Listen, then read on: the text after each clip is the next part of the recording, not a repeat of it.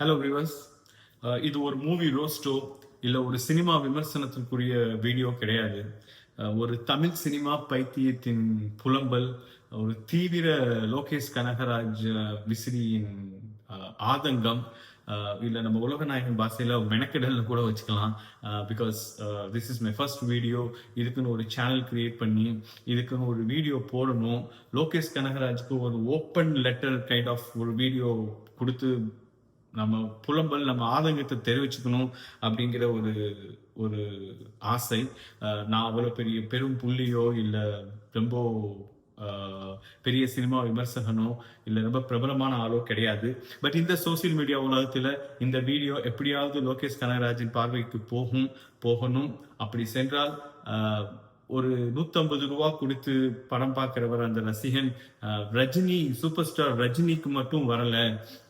இப்போ லோகேஷ் கனகராஜின் ஒரு screen play, ஒரு கதை, ஒரு இயக்கத்தை பார்க்கறதுக்கும் வரான். அவன் எப்படி ஒரு வெறுங்கையோட திரும்பி போனான், அவன் என்ன ஏமாற்றத்துக்கு உள்ளானா அப்படிங்கிற அந்த பதிவை நான் பதிவிச்சு ரொம்ப ஆசைப்பட்டேன். அதுக்காக தான் இந்த மெனக்கெடல். ஒரு 2010 இருக்கும்.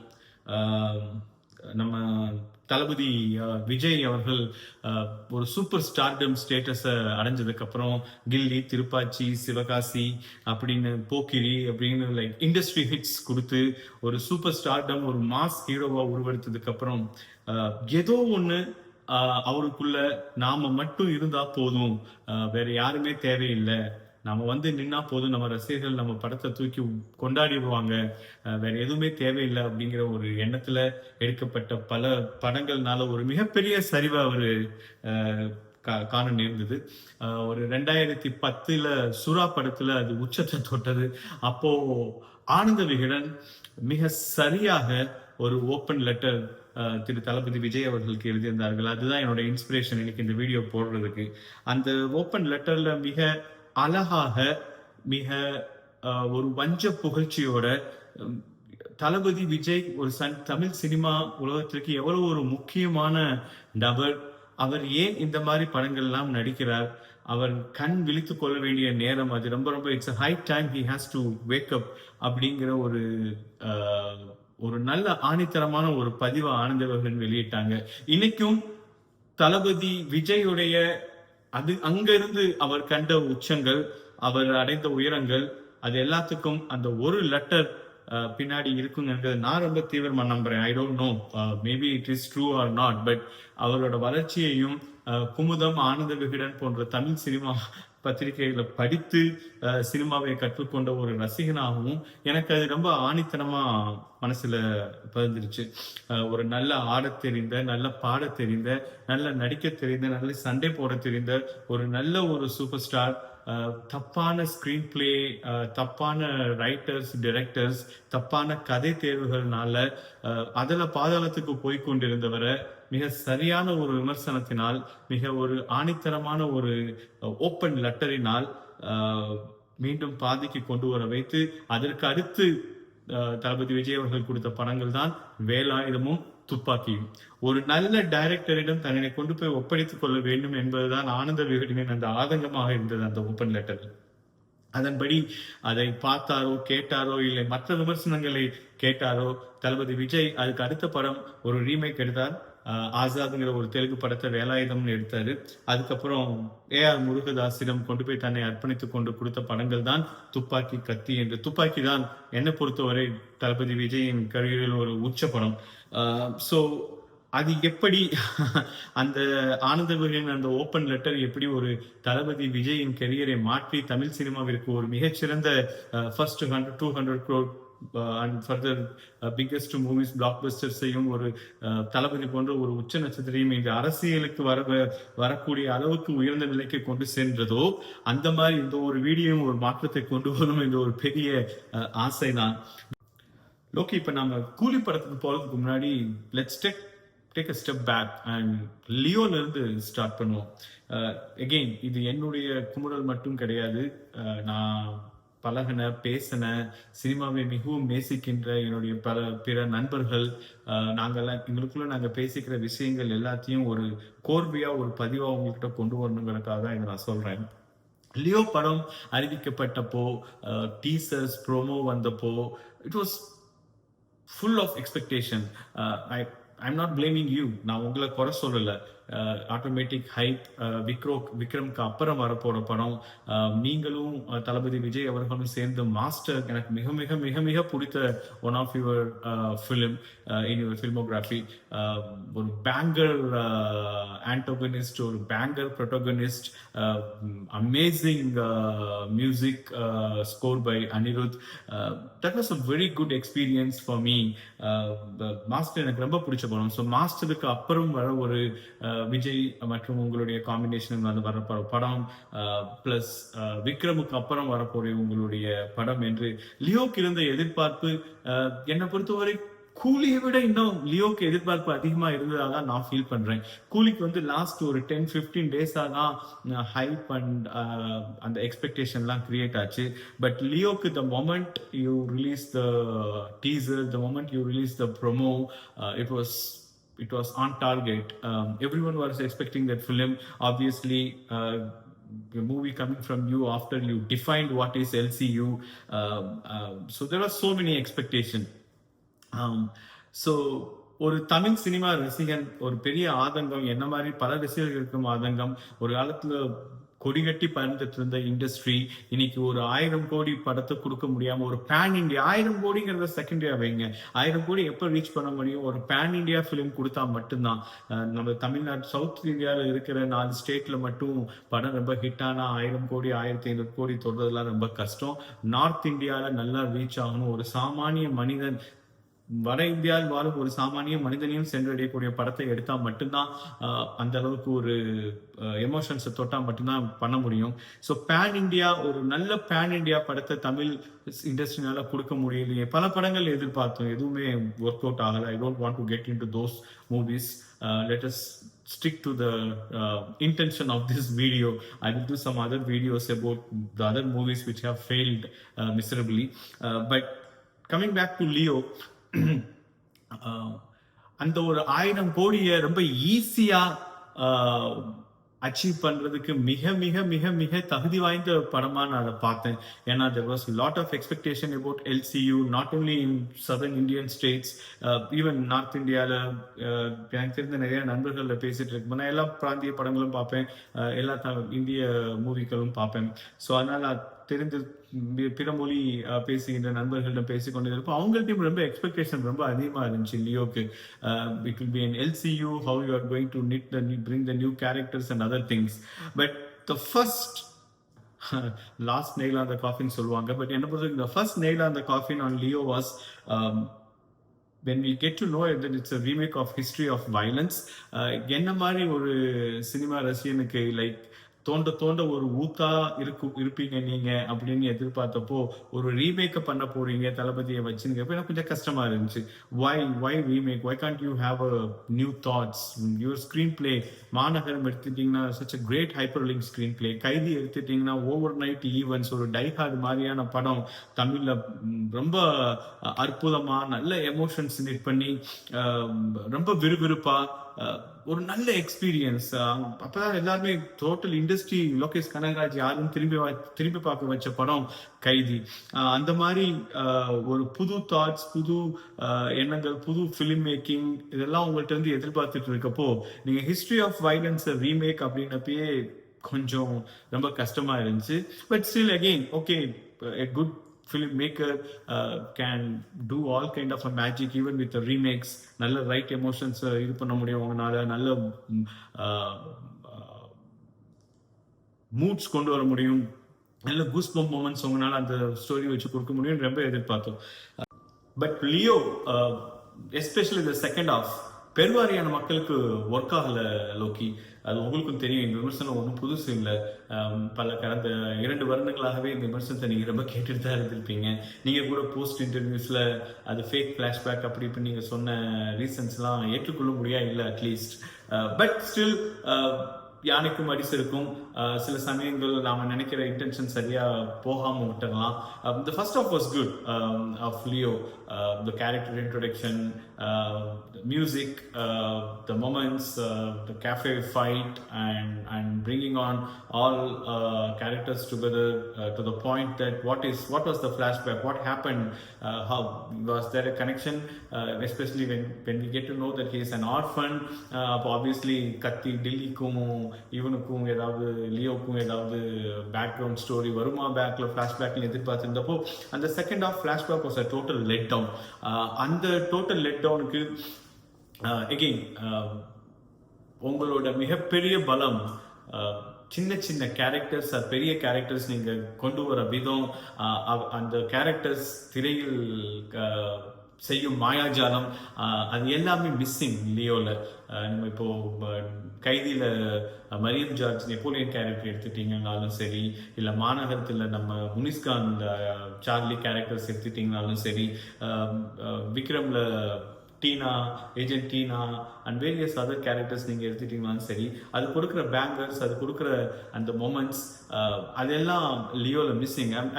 I'm not asking you to stick to the template, but that flashback, especially very diluted character of Sanjay Dutt and Arjun, அவங்க ரெண்டு பேர்த்தையும் நீங்கள் கேஸ்ட் பண்ணப்போ நீங்கள் ஏதோ ஒரு பெரிய மேஜிக் பண்ண போறீங்க, ரொம்ப எதிர்பார்ப்பு இருந்துச்சு. லைக் உங்களோட படங்கள் கைதிமான், விக்ரம் போன்ற படங்கள் பார்த்து ரொம்ப ஆசைகளை வளர்த்து கொண்டு அர்ஜுன் சஞ்சய் தத்தை வச்சுக்கொண்டு விஜய்க்கு எகெயின்ஸ்டா விஜய் சேதுபதியை வச்சு ஒரு சூப்பர் ஆண்டகனிஸ்ட் ரோல் கொடுத்த லோகேஷ் சஞ்சய் தத்தையும் அர்ஜுனையும் வச்சு என்ன செய்ய போறாரோ அப்படின்னு எதிர்பார்த்துட்டு இருந்தவங்களுக்கெல்லாம் it was very mediocre film making, right? ரொம்ப அந்த ஸ்க்ரீன் பிளேயும் சரி ரொம்ப டைல்யூட் ஆயிருந்துச்சு, கேரக்டர்ஸ் உட்காரல, பெருத்த ஏமாற்றத்தோட தான் மக்கள் வந்தோம். But it's very one of the big industry hit for Tamil, right?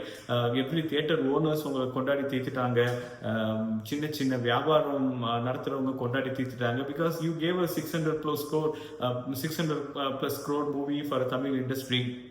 But again இதைத்தான் சோசியல் மீடியாவில் இப்போ ஸ்கேம், லோக்கி ஸ்கேம்னு சொல்லிட்டு இருக்காங்க.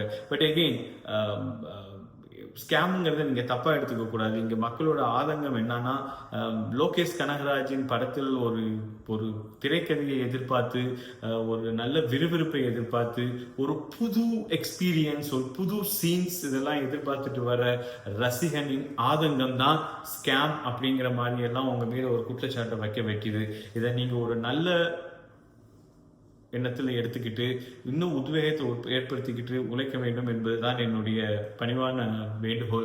பிகாஸ் நீங்கள் இன்னும் மேற்கொண்டு நிறைய இண்டஸ்ட்ரி ஹிட்ஸ் கொடுக்கணும். உங்களை பற்றி ஒரு விமர்சனம் நான் கேட்டுட்டு இருந்தப்போ மிக சரியாக பட்டுச்சு.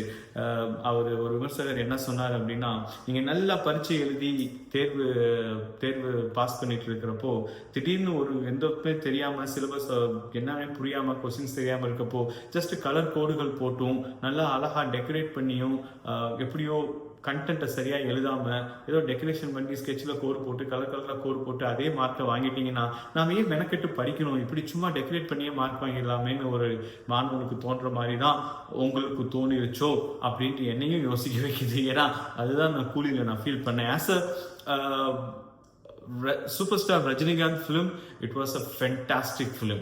It is an amazing film. There are a lot of moments, lot of nostalgic moments, lot of vintage Rajini moments. நான் ரொம்ப என்ஜாய் பண்ணேன். தோர்ரா பார்க்கலாம் சீனா இருக்கட்டும், சி விடுவன் சீனா இருக்கட்டும், நல்ல ஃபிளாஷ்பேக்ஸ். இன்னும் திஸ் இஸ் நாட் அகெயின் இது சினிமா விமர்சனம் கிடையாது, ஸோ நான் அதுக்குள்ளே போக விரும்பல.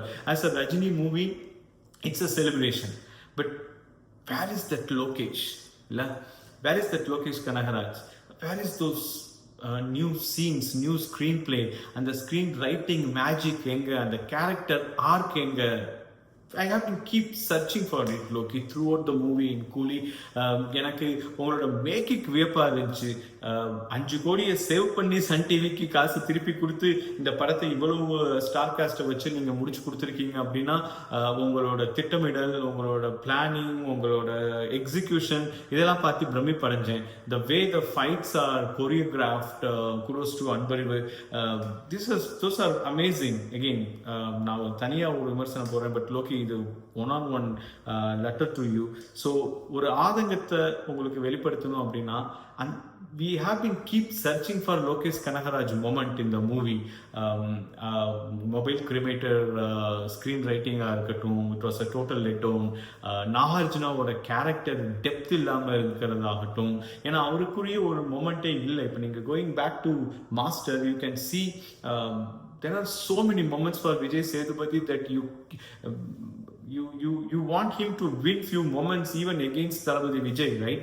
அந்த மாதிரி ஒரு மொமெண்ட்ஸ் இங்கே நாகார்ஜுனாக்கு வைக்கப்படலை. ஒரு செரிபிரல் ஸ்க்ரீன் பிளே எதிர்பார்த்தேன் லோக்கி நான் உங்கள்கிட்ட இருந்து.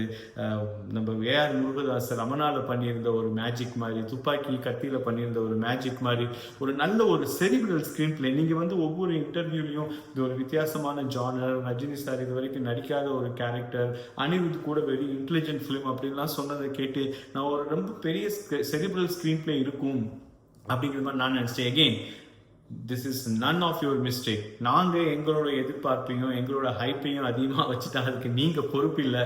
அதை நான் கண்டிப்பாக ஆமோதிக்கிறேன். But at the same time யோசிச்சு பாருங்க. நீங்கள் சொன்னீங்க லைக் 1000 கோடிலாம் எனக்கு செகண்டரி, 150 கோடி 150 ரூபா கொடுத்து படம் பார்க்க வர ரசிகன் நல்ல சந்தோஷமா படம் பார்த்துட்டு வெளியே எந்திரிச்சு போனாலும் அது போதுன்னு. கண்டிப்பாக நீங்கள் ரஜினிகாந்த் ரசிகர்களில் சாட்டிஸ்ஃபை பண்ணிட்டீங்க, நான் இல்லைன்னு சொல்லவே மாட்டேன். Because I myself is a huge Rajini fan and I had lot of moments where I really clapped and enjoyed and whistled in the theater. And you know that I went for second times, right? Like நான் 2 தடவை பார்த்துட்டேன் படத்தை. So அது எல்லாம் இருந்துச்சு. But Lokesh Kanagaraj repeat audience. நான் இன்னைக்கு உட்காந்து கைதியை எத்தனை தடவை பார்த்துப்பேன்னு எனக்கே தெரியாது ஃபார் எவ்ரி சீன்ஸ். அண்ட் மாநகரம், விக்ரம், இதெல்லாம் இந்த மேஜிக் கூலிக்கு நடக்குமா? ரிப்பீட் ஆடியன்ஸ் போவாங்களான்னா எனக்கு தெரியல. இந்த ரிப்பீட்டடாக ஒவ்வொரு சீனையும் போட்டு மறுபடியும் பார்ப்போமா அப்படின்னா அதுவும் எனக்கு தெரியல. Maybe as a scenes is, but when all it knitted together as a movie, is it a rewatchable? I don't know. என்னோட 10 வயசு பையன், if you go and ask him, he will say what is peak cinema for you in Tamil industry கேட்டால் விக்ரம்னு சொல்லுவான், because he loves it. So அந்த மாதிரி ஒரு சின்ன குழந்தைங்கள்லேருந்து எல்லா ரசிகர்களையும் நீங்கள் ஈர்த்திருக்கீங்க உங்களோட வேரியஸ் டிஃப்ரெண்ட் ஃபில்ம் மேக்கிங் ஸ்டோரினால. பட் அந்த magic we have been expecting in both Leo and கூலி, அது நடக்கவே இல்லை. ஸோ என்னுடைய முதல் இது குற்றச்சாட்டோ விமர்சனமோ கிடையாது லோக்கி. இதை நீங்கள் பார்த்தீங்கன்னா என்ன மாதிரி லட்சக்கணக்கான கோடிக்கணக்கான ரசிகர்கள் உங்கள் மேலே எவ்வளோ நம்பிக்கை வச்சுருப்போம். தமிழ் சினிமாவை நீங்கள் காப்பாற்றுவீங்க, தமிழ் சினிமாவை அடுத்த கட்டத்துக்கு எடுத்துகிட்டு போவீங்க, ஒரு பேன் இண்டியா பேங்கர் ஃபிலிம் கொடுப்பீங்க.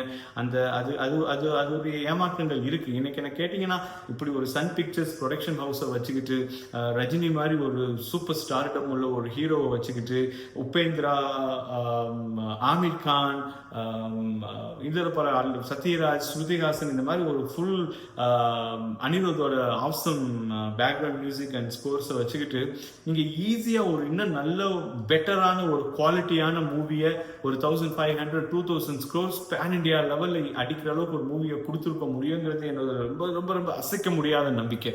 அதனால தான் ரொம்ப வருத்தமாக இருக்குது. ஏதோ ஒரு லெத்தார்ஜிக்னஸ், எங்கோ ஒரு லேசினஸ், இல்லை நம்ம எப்படி கொடுத்தாலும் படம் மக்கள் பார்த்துருவாங்க, லியோவையே கொண்டாடிட்டாங்க, 600 crores அடிச்சிருச்சு, இது ஒரு 700-800 crores அடிச்சிடாதா, இந்த அளவுக்கு போதும் அப்படின்னு நீங்கள் எங்கேயும் நின்றக்கூடாது அப்படிங்கிற ஒரே ஆதங்கத்தில் தான் இந்த வீடியோவை நான் வெளியிடுறேன்.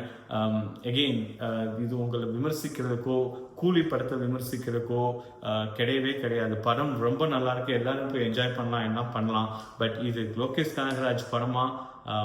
லோகேஷ் கனகராஜ் படமா 150 ரூபா கொடுத்து ரசிக்க வர ரசிகனை திருப்திப்படுத்த அனுப்புமானா கண்டிப்பாக கிடையாது லோக்கி. உங்களோட எழுத்தின் ஆழம் படத்தில் இல்லை, நீங்கள் கொடுக்குற கேரக்டர் ஆர்க் படத்தில் இல்லை, நீங்கள் ஒரு டெம்ப்ளேட் மாட்டிக்கிட்டீங்களோ அப்படின்னு தான் எனக்கு ரொம்ப வருத்தப்பட வைக்குது.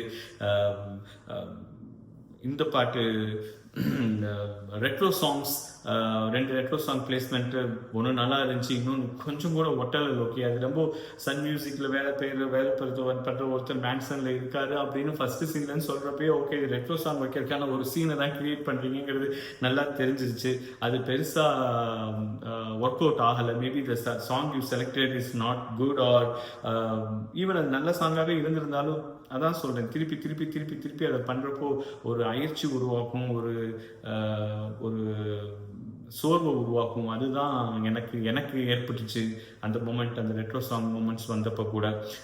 அதே மாதிரி கேமியோஸ், அமீர்கானோட கேமியோ, அனிருத்தோட மியூசிக் வாஸ் ஃபேண்டாஸ்டிக். அந்த way every character cannot be Rolex, I'm totally with you, but அது ஒரு நிட்டட் எண்டிங்காக தான் தெரிஞ்ச ஒழிய ஒரு ஆர்கானிக் எண்டிங்காக. ரோலெக்ஸ் வந்து எப்படி ஒரு அண்டர்வேர்ல்டு டானா ஒரு கிங் பின்னா அதில் வந்து கடைசியில் ஒரு பேங்கர் கிளைமேக்ஸ் முடிச்சோ அந்த மாதிரி இல்லாமல் ஒரு திணிக்கப்பட்ட ஒரு சூப்பர் கேமியோ ஒன்று கொண்டு வரணும் அப்படிங்கிற ஒரு திணிக்கப்பட்ட ஆர்கானிக்காக இல்லாமல் இருந்தது தான் மிகப்பெரிய ஒரு ட்ராபேக்காக நான் பார்த்தேன்.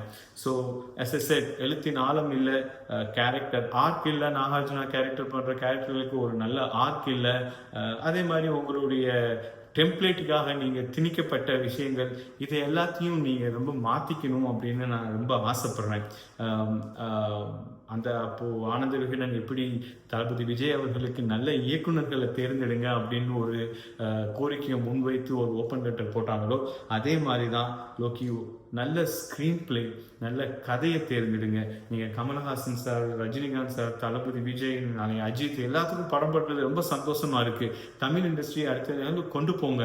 ஆனால் அதே நேரத்தில் ஒரு பேன் இண்டியா மூவி நம்ம தமிழ் இண்டஸ்ட்ரியிலேருந்து வரும்னா அது உங்கள்கிட்ட வரும் நான் ரொம்ப ரொம்ப ரொம்ப எதிர்பார்க்குறேன்.